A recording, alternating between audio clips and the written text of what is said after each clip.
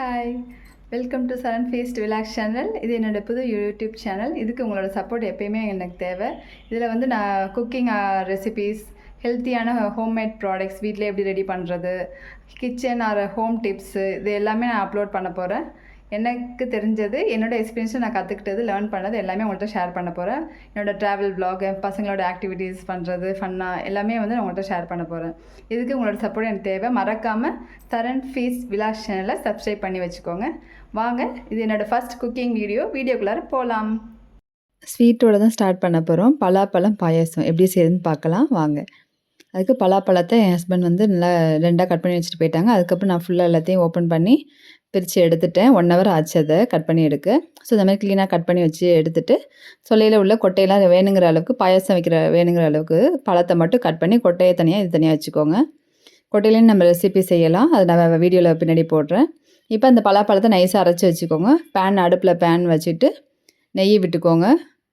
நெய் வந்து இப்போ நம்ம வறுக்கிறதுக்கு மட்டும்தான். ஸோ அதுக்கு தகுந்த மாதிரி நெய் விட்டுட்டு, முந்திரி பருப்பு, திராட்சை, உங்களுக்கு என்னெல்லாம் நட்ஸ் போட விருப்பமோ அதெல்லாம் வந்து வறுத்து எடுத்து வச்சுக்கோங்க.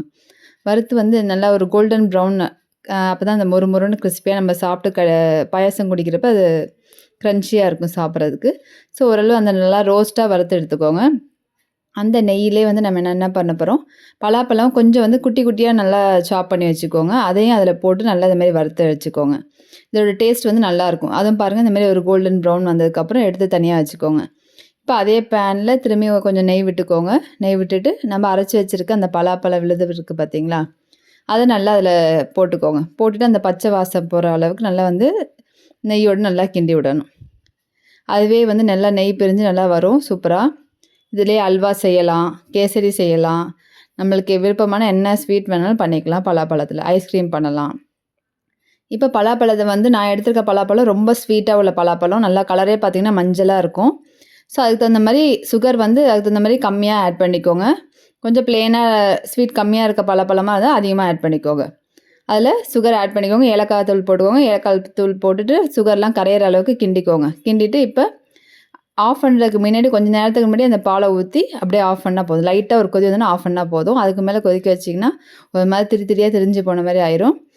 இப்போ பாயாசம் ரெடி ஆயிடுச்சு. இப்போ வந்து நம்ம வறுத்து வச்சுருக்க பலாப்பழம், அந்த துண்டு, முந்திரி பருப்பு, திராட்சை எல்லாத்தையுமே அதில் வந்து மேலே ஆட் பண்ணிக்கோங்க.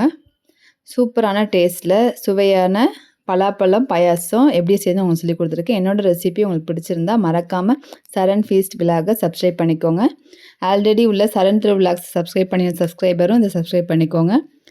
இப்போ ஆடி முதல் வெள்ளினால நான் வந்து பலாப்பழம் பாயாசம் ரெடி பண்ணி சாமிக்கு வந்து படைச்சிருக்கேன். நான் வந்து பூஜையெல்லாம் போட்டு முடித்து ஃபோட்டோ எடுக்கிறதுக்குள்ளே என் பசங்க வந்து கொஞ்சம் சாப்பிட்டாங்க. ஸோ அதனால் கப்பில் வந்து கொஞ்சம் கம்மியாக இருக்குது. நீங்களும் என்னோடய ரெசிபி செஞ்சு பார்த்துட்டு எப்படி இருக்குன்னு கமெண்ட் பண்ணுங்கள். மறக்காமல் சப்ஸ்கிரைப் பண்ணிடுங்க. தேங்க்யூ. நெக்ஸ்ட் வீடியோவில் பார்க்கலாம் உங்களை.